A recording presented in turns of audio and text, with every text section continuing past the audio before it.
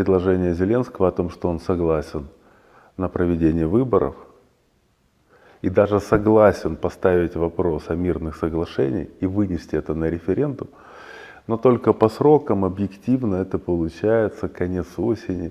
И так уж получается, что это совпадает с датой чуть ли не день в день до выборами в Конгресс. Ну, очевидно, что это попытка затянуть вопрос. И больше того, учитывая, что до выборов, скорее всего, республиканцы проиграют, и Трамп еще больше потеряет влияние, то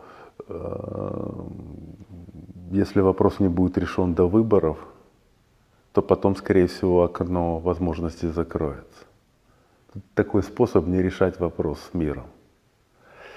И поэтому украинской делегации сказали, что нет, не подходит, и рассматривайте вопрос о том, чтобы времени до конца мая, май это последний, когда Украина должна сказать четко, она будет освобождать Донбасс или нет. Если нет, то, скорее всего, Трамп перестанет помогать Украине и умоет руки. Дело в том, что украинская делегация пыталась излагать свои аргументы. Это аргументы такие. О том, что независимо от того, будет помогать Соединенные Штаты или не будут помогать Соединенные Штаты, у них есть денег и вооружения на 2 года войны. И надо сказать, что пока денег и вооружения у них хватает на год войны. Но если Орбан проиграет выборы, или Орбана все-таки доломают, чтобы он подписал выделение кредита, это 2-й год войны. Год войны для Украины обходится, где-то дефицит бюджета надо компенсировать в районе 40-45 миллиардов долларов. И примерно такая же сумма идет на покупку вооружения. Это если все покупать за деньги Украины. То есть 90 миллиардов евро хватит с головой. Сейчас у Украины золотовалютные резервы больше 50 миллиардов долларов. По-моему, было 56 последние цифры, что я смотрел. И часть программ, по которым поступают деньги, тоже в сумме добивают до той суммы, которая необходима для Украины. То есть фактически деньги у них действительно есть, и в меньшей степени они зависят от Соединенных Штатов, чем раньше. К сожалению, это так. Второй вопрос, который выставила украинская делегация, это вопрос о проблемах внутри России, на которые они рассчитывают. Якобы западными странами разработана программа по уменьшению экспорта энергоносителей российских 30-40%. И частично эта программа реализовывается. Нефтепровод «Дружба» не работает, нефть не поступает. Арестовываются российские танкеры как теневого флота, так и флот, которые идут под российским флагом. Российские газовозы боятся заходить уже в Средиземное море, потому что западные страны, не знаю, вот по той информации, которая приходит с Украины, в Великобритании есть специальная лодочная спецслужба. У них вообще спецслужбы руководят внешней политикой. Теневое государство в Великобритании — это спецслужбы. Вот есть там такая спецслужба. Беки, которые якобы украинские, безэкипажные корабли, которые наносят удары по нашим судам, это производство Англии и Франции. Причем в большей степени Англии.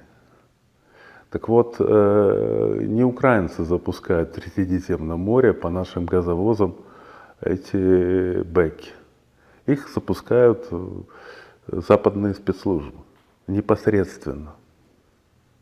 То есть все это вместе, плюс 20-й пакет санкций, который они ожидают Европейским Союзом принять, где будет полное разрешение захвата любых судов под российским флагом, под теневого флота, под чужими флагами, лишь бы суда, которые перевозят российский энергоресурс. То есть полное эмбарго. По расчетам, которые гуляют, и это делали как немецкие экономисты, английские, американские, кстати, тоже, есть цифра, в которую они верят. Я не верю. О том, что при падении экспорта на 30% в России начнутся политические проблемы. И вот это все украинская делегация излагала американским переговорщикам. И о том, что эта программа запущена, и о том, что она двигается, и что имеет смысл подождать год или два, и Россия кардинально снизит свои требования по переговорам. Из-за каких-то внутренних проблем. Экономический кризис, который приходит, по их словам, должен наступать к концу этого года, плюс эмбарго, которое приведет к падению экспорта на 30-40%. Когда случился Иран, у Зеленского была просто паника. Почему? Потому что этот план, он стал под угрозой. До этого он был практически уверен в своих силах и чувствовал себя достаточно уверен. И почему? Потому что если цены на энергоносители выскочат в 2 раза, то даже падение экспорта в 2 раза, экспортный поток денег в Россию не уменьшится. Значит, Россия будет продолжать воевать, потому что война — это деньги, деньги, еще раз деньги. Я не думаю, я разговаривал с людьми, которые занимаются экспортом нефти, нефтепродуктов. Да, действительно, ситуация достаточно сложная, но паники нет. И даже падение на 30% экспорта нефти с их точки зрения не приведет к какому-то коллапсу. У нас все время нефть двигается вверх, вниз. Мы привыкли жить и в таких условиях, и в других. Но, возможно, придется на чем-то экономить. Желательно экономить на перекладке плитки в Москве или на московских экономических форумах, а не на чем-то другом. Поэтому ситуация такая, и действительно вот таким образом получается у нас итог такой. Украинская делегация уехала фактически с ультиматумом от команды Трампа. До конца мая привести согласие на освобождение Донбасса. Если нет, Трамп будет принимать решение. У всех, в том числе в Киеве, на Украине, есть уверенность в том, что Трамп просто так сидеть и ждать, что там решит Зеленский, учитывая то, что сейчас заявления Зеленского крайне негативные. Мы видим, было заявление и Ушакова, и нашего МИДа, и Пескова о том, что да, мы ждем, мы хотим, чтобы были переговоры. Украине всего лишь надо освободить Донбасс, и дальше война прекратится. Но с другой стороны, каждый раз Зеленский отвечает о том, что нет, Донбасс освобождать не будем, и нет никаких предпосылок, чтобы он свою позицию поменял. На Украине считают, что сейчас будет некий слив компромата на Зеленского. А вот заявление Тулси Габбард и утечки, которые сейчас прошли в западных СМИ, запись Трампа в своей социальной сети о том, что разоблачена крупная кража, которую прокручивали демократы через агентство USAID, когда почти $1 миллиард должны были зайти на Украину, там отмыться и вернуться назад в виде взносов в избирательный фонд Байдена и Трампа. И якобы есть документы про это. Больше того, с Украины мне друзья начинают говорить о том, что сбором этих документов занимался мой хороший знакомый Андрей Портнов. Это, возможно, одна из причин его смерти. У Андрея Портнова были всегда исторически плохие отношения с «Соросятами». Андрей очень легко входил в конфликт и очень плохо потом мирился. У него был конфликт с «Соросятами», они пытались его там доставать за то, что он работал при Януковиче. Андрей Портнов их через суды просто как щенят потрепал, сделал с ними все, что хотел, измывался, как хотел, но и продолжал дальше это делать.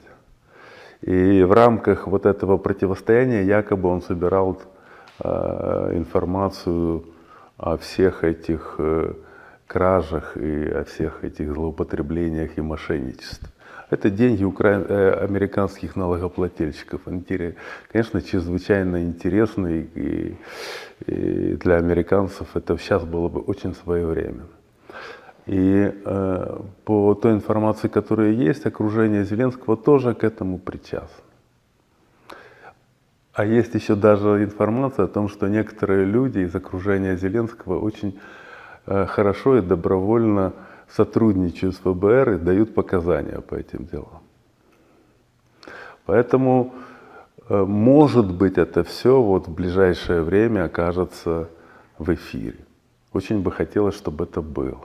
Поменяет ли Зеленский из-за этого свою позицию? Испугается ли? Скажут ли западные лидеры, европейские политики: да вы что, оказывается, он вор, а мы не знали, ну вот теперь все, надо точно прекращать войну на Украине? Думаю, что нет. Но фактор давления — это серьезно. Самый серьезный фактор давления — это не репутация Зеленского, это деньги, которые он разместил по всему миру. Если их найти, если их арестовать, Зеленский станет заинькой. Может быть, у Трампа это получится, а может быть, нет. Но мы должны быть готовы к тому, что вот эта программа по блокированию российского экспорта будет притворяться в жизнь.